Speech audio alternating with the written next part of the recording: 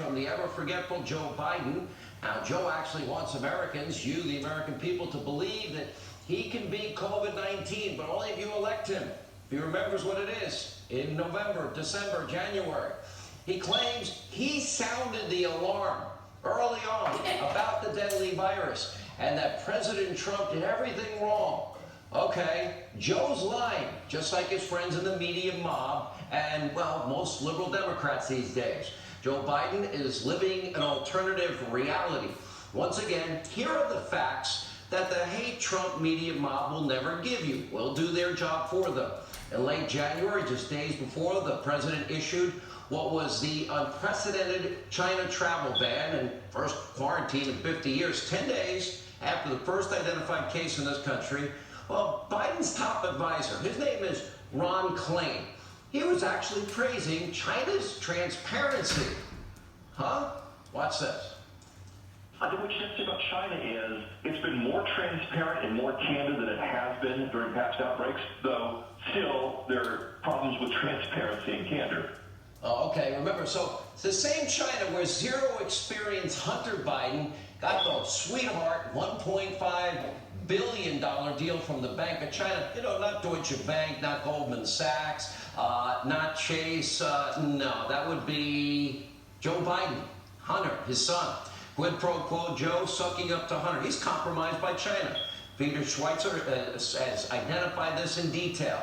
And so on January 28th, 3 days before the president's travel ban, just 7 days after the first identified case, the same Biden health advisor said that he opposed the travel ban. It was premature, but they were on top of it. That's what they said. Watch. Would you ban Chinese travelers from arriving in the United States?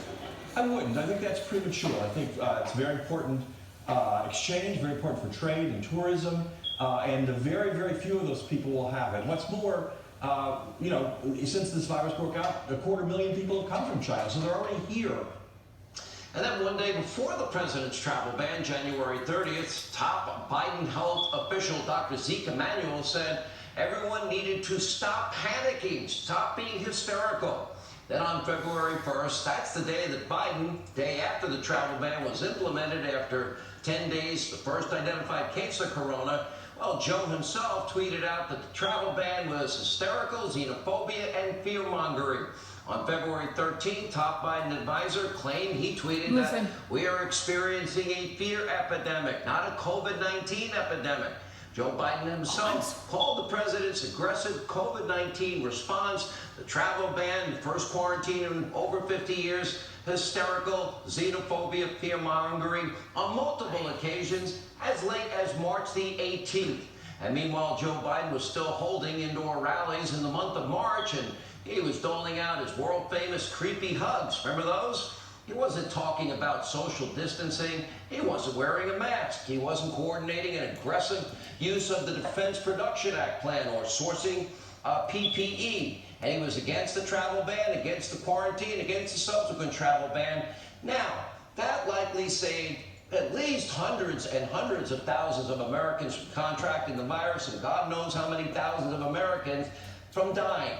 And by the way, he didn't get to that until April.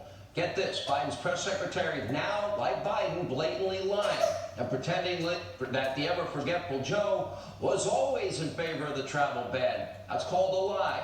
The ban that they called Joe multiple times, including late March, hysterical, xenophobic, fear-mongering. Take a look. You're saying that Joe Biden was for closing down travel from China when the president did it? Joe Biden has been clear, and I can send you the fact checks if they're helpful, Brett. Joe Biden has been clear that he was not against that travel ban. But he was for it? Joe Biden has been clear about this, Brett. I can send you the fact checks if they're helpful. This has been fact checked into oblivion. Okay, I'm just asking you the question. You're saying yes, he was for the strict China travel ban when the president implemented it 48 hours after receiving that briefing. The important thing about the travel ban, yes or no? Yes or no? Brett, I know that you all like to cite the travel ban. I know the No, the president does. That's why I'm bringing it up. Obviously, it's going to be in the debate. Brett, hold on. The important thing to know about the travel ban is that even after the president implemented that travel ban, says that he implemented it, tens of thousands of people came in Okay, and out of I'm the going to country. take it that you're not going to answer that question. You're going to send me some fact checks.